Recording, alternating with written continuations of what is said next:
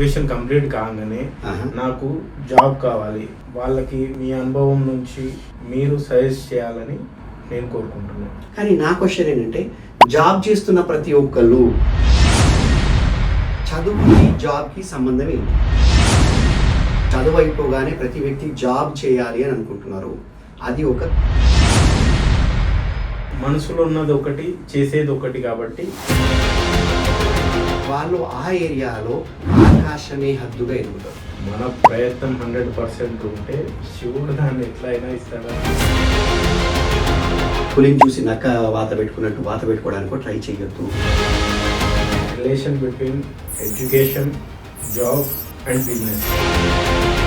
ఎన్ని దెబ్బలు తాకినా, ఎంత కష్టం వచ్చినా ఆగకుండా అందులో నువ్వు ప్రయాణం చేస్తూ ఉంటే వచ్చేదే విజయం.